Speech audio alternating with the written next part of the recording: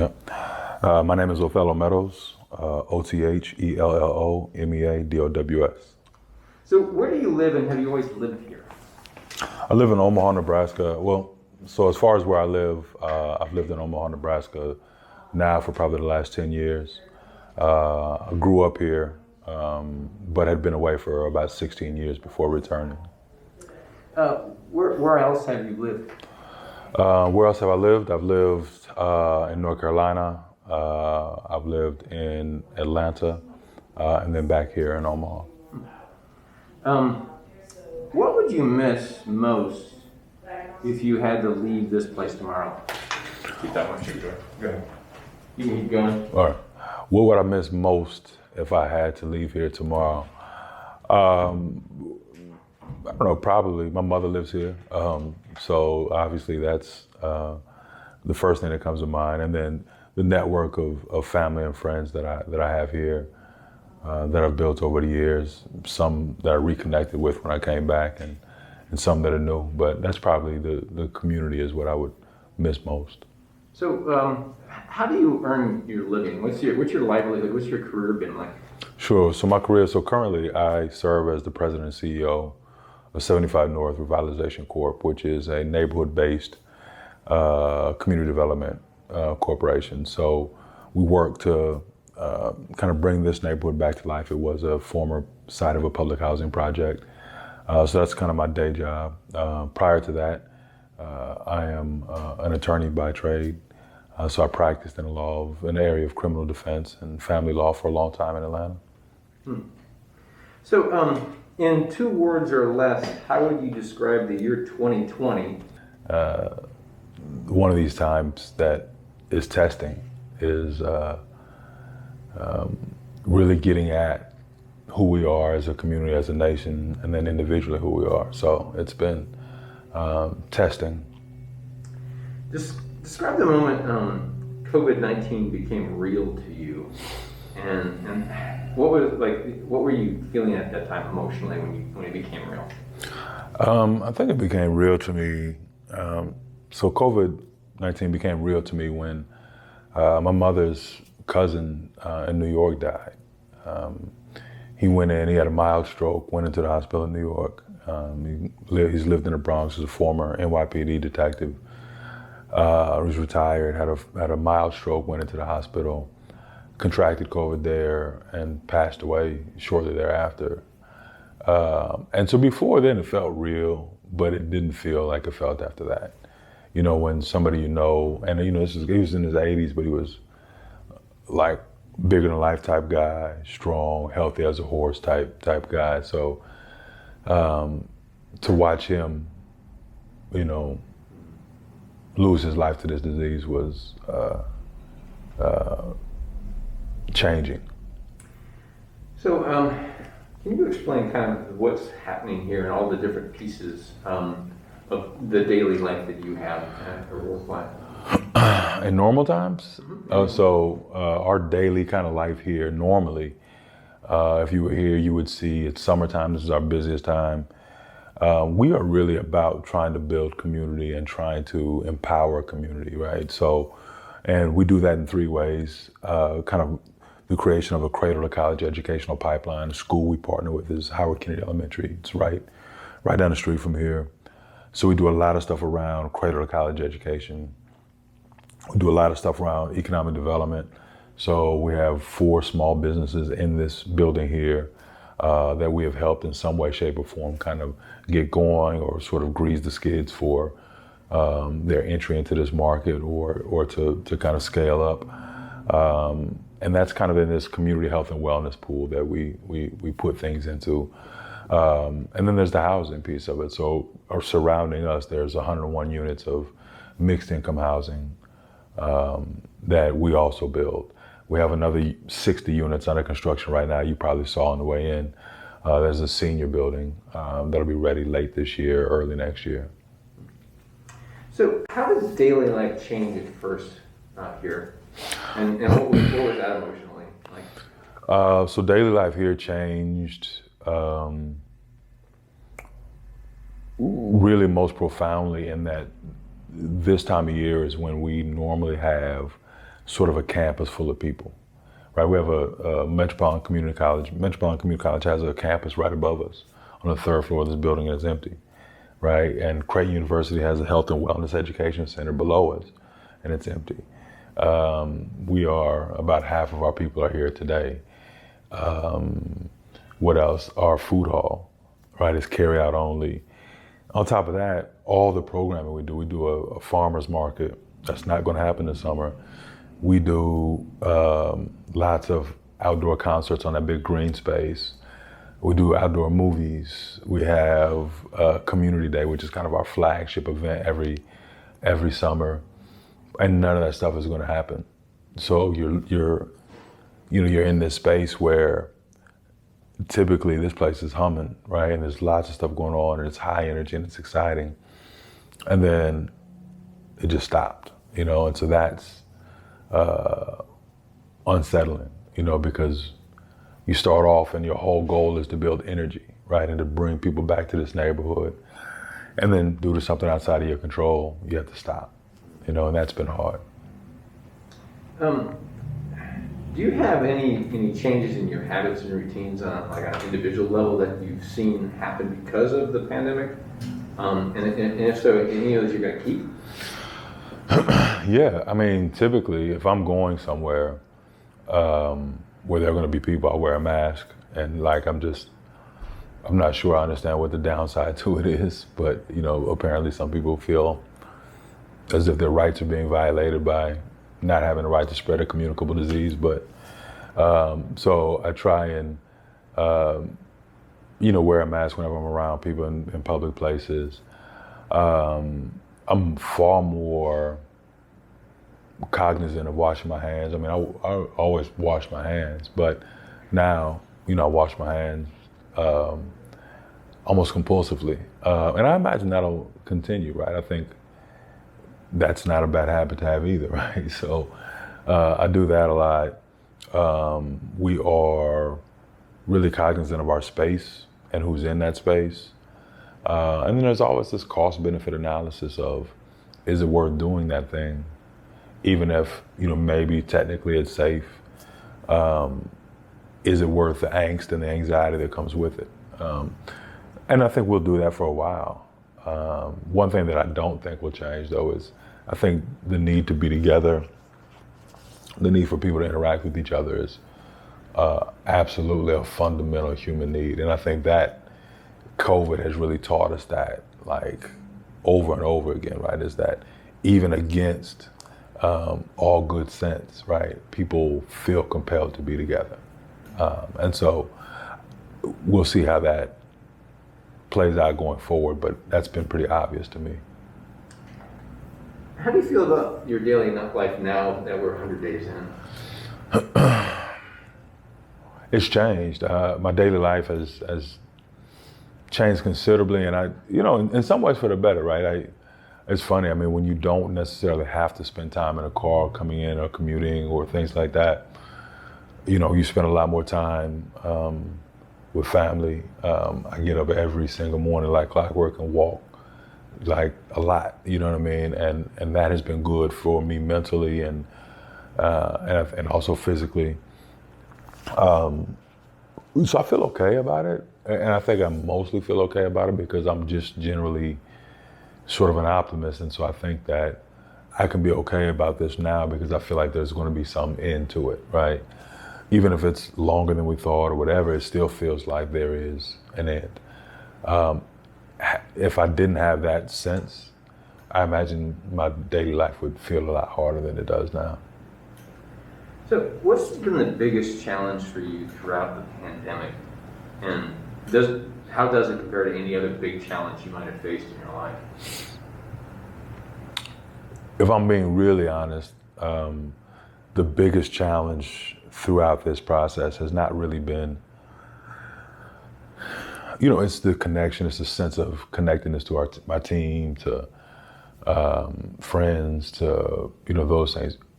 But when I think about that in the scheme of things, those are relatively small kind of inconveniences, right? Especially if you feel and if you believe that there'll be some end in sight and things will eventually return to some sense of normalcy. But So at times I look at it and I say, I'm not sure how I feel about feeling so challenged right now. For other people, that's probably a different story. I mean, I have a job, I have my health, my family is healthy, we have a roof over our head. When school got canceled, my kids had all the technology they needed. So there are all these things that remind me that, my challenges right now are not monumental challenges, especially compared to other things I've experienced. So it's just like, this is a piece, right? This is a phase that we'll get through and be changed by. Does it have any comparison to anything else you've ever been through? I don't think this compares. I've never experienced anything like this, in that the things that have happened in my life have been largely acute things, right? Moments, tragedies, events that I can point at and say that was when that happened. I haven't had anything like this where, just things drug on for this long. But again, there isn't any real harm to me at this moment, other than being restricted from the things that I would like to do. And if I'm trying to be a grown-up about that, that isn't all that significant of a harm, right? It's an inconvenience, but it's certainly different for me than it is for other people. So how do you think your daily life will feel like 2 years from now? What will my daily life feel like 2 years from now? That's a good question. I hope it feels like my old life. I mean, I shouldn't say that. I hope it feels like my old life with some changes, right? I hope it feels like my old life with more time for reflection and introspection, and more time for family, more time for prioritizing the things that actually matter. But I think it's a balance between where we are now, right, and what our lives looked like before. So I think that hopefully I'll have kind of, sort of a new and improved daily experience, where those changes that I like that are happening now kind of stick with the program. So in the challenges you see with your business and your community, and the community you're in, what excites you about solving them? What excites me about solving? I think problems just generally excite me. Opportunities to solve an issue, opportunities to sort of test yourself, opportunities to think through how you are living and how you are addressing the challenges that you've been addressing for however long. So it almost feels like it stokes kind of that competitiveness about trying to get to the best answer for as many people as possible. This is kind of a unique question for you, given what your focus is and my familiarity with Omaha. Can you kind of give a history lesson of the last 50 years of North Omaha in 30 seconds? I can't. I think the last 50 years in North Omaha have been complicated. You can't talk about the last 50 years of any, especially Midwestern American city, without talking about redlining, without talking about systemic racism, without talking about disinvestment, without talking about concentrated poverty. The place that we're sitting right now, like at this very moment, used to be a place called Pleasant View Homes, which was a big public housing project. The church that's behind us used to be another big public housing project called Hilltop Homes. And then down the street, there's another one that still stands, called Spencer Street Homes. So this was the epicenter of public housing and of concentrated poverty in Omaha. Not just North Omaha, but in Omaha. It didn't really exist anywhere else. There's another big housing project on the south side, but most of the concentrated poverty, at least from a public housing standpoint, was here. There was another one across the freeway called Logan Fontenelle Homes. And so you had all these big housing projects right here and everything that comes along with that. You also can't talk about the history of North Omaha without talking about the freeway that goes through here, so 75 North, which we're trying to kind of reclaim that name and that title. But That went in 1980, 81 through eminent domain, displaced thousands of people. And really happened here because folks in this part of town don't have any political capital or any wealth which they can then translate into political capital. So, those are some of the biggest kind of factors that I think of if I think about the last 50 years of this part of the city. It's also a little bit difficult because I left here when I was 18. And so then I spent most of my kind of formative adult years somewhere else. So it gave me a little bit of an interesting perspective coming back to that, having lived in more affluent African-American communities, having been around Black wealth, and then having grown up here where, it didn't feel like that was a thing. But then you go to North Carolina, you go to the Southeast, and then Atlanta, and you see that it is a thing. And then you think about your hometown, and you're like, what's going on there? So I think this part of the city has tremendous potential, but there's a lot of trauma and a lot of scar tissue there. So since the beginning of the pandemic, we also had this whole emergence of what has come because of the George Floyd incident. Yeah. But also just all of a sudden things have just popped in a different way. So what was your immediate reaction to the George Floyd incident? And then what has been your reaction to how pretty much the rest of the country has reacted to and led to, all the stuff that's been, kind of conversations that have been started?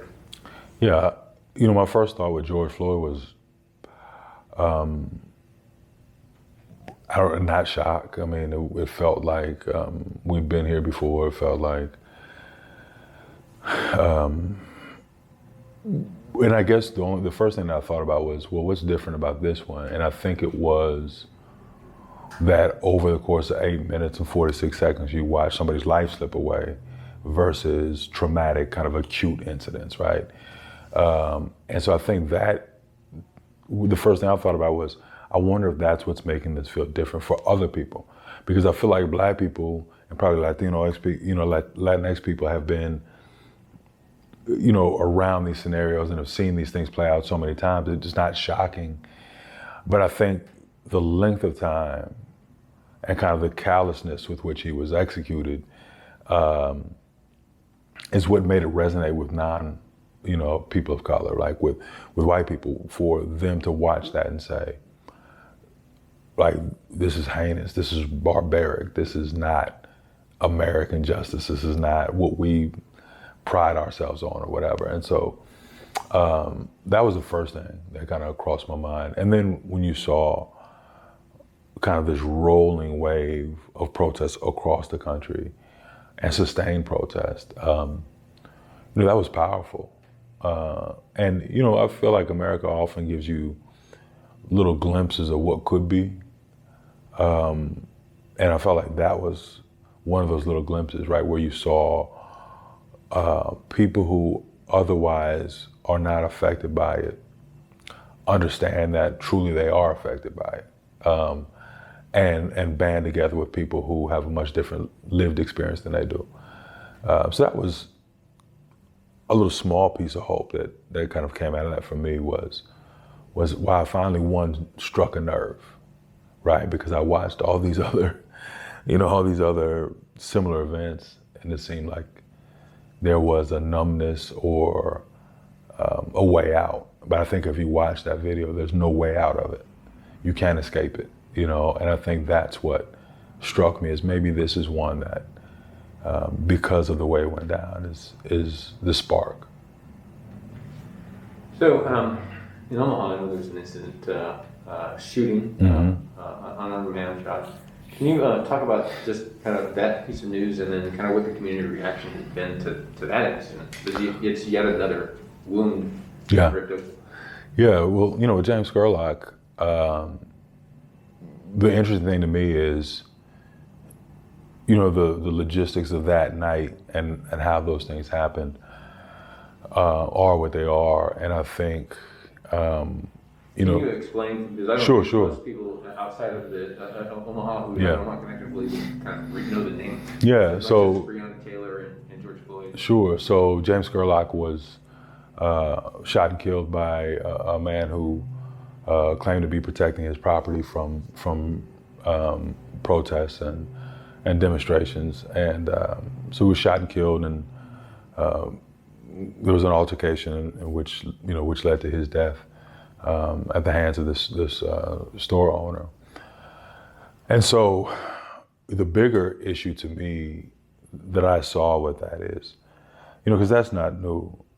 The bigger issue I saw was there are so many people in our culture right now who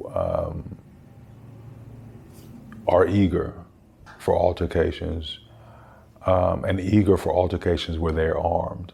I think people make different decisions when they don't have a gun than when they do have a gun. And this seems like a textbook example of that, right? Where you have somebody that I'm pretty sure would have made a different decision about the way he engaged individuals had he not had a weapon, right? And that feels really, really dangerous to me. I stop at a stop sign, somebody pulls up next to me, and maybe there's a Confederate flag, or maybe there's some other problematic, emblem on their car or whatever.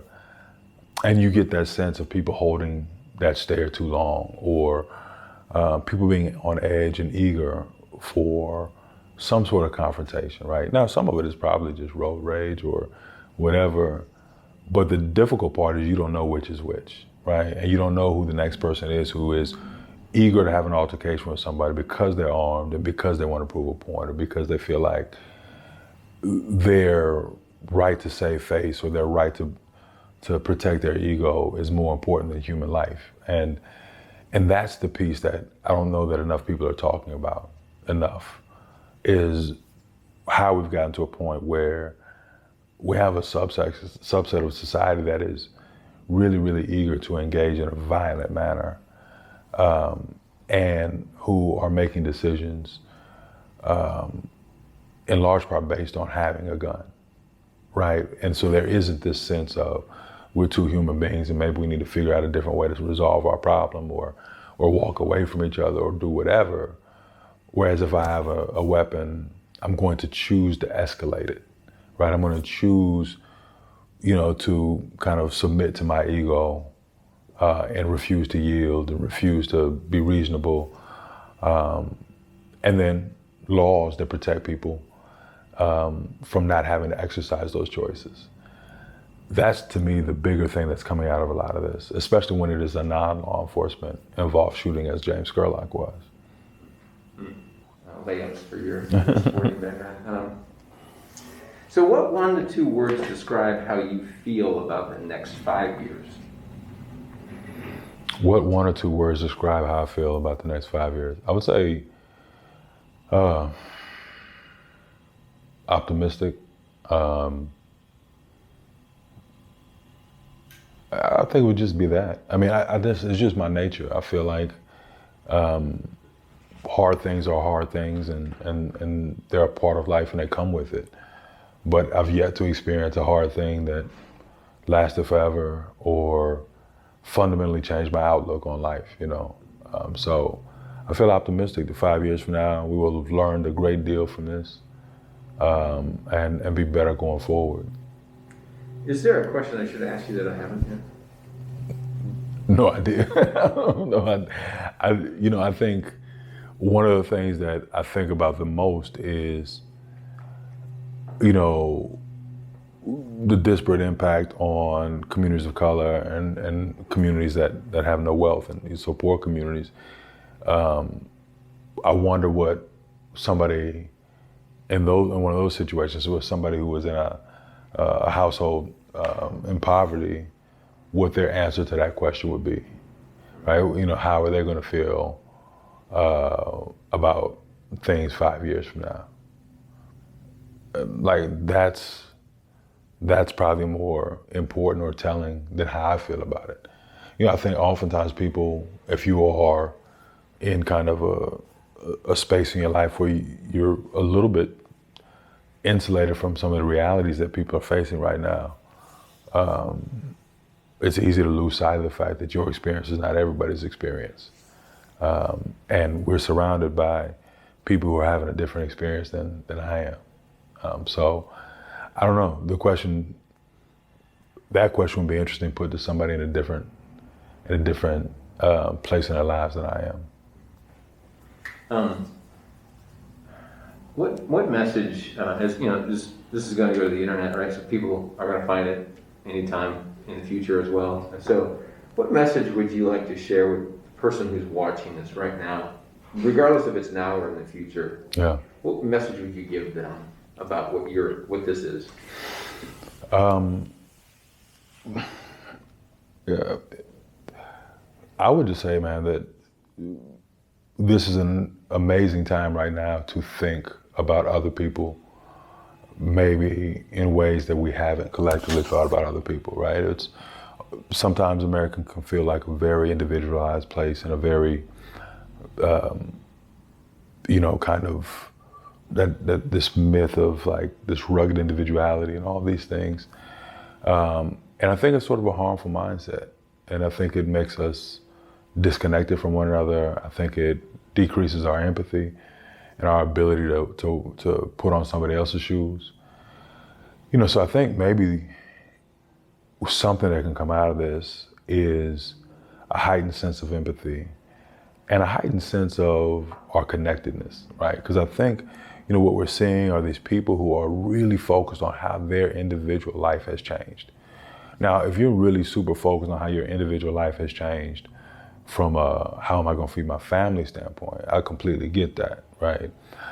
If you are focused on your own individual experience because you can't, like I haven't had a haircut in 3 months, right? And I'm okay, I can wait. But, if we are putting such an emphasis on those kind of individual things, that's troublesome, right? Those aren't the things that we need to go to bat for.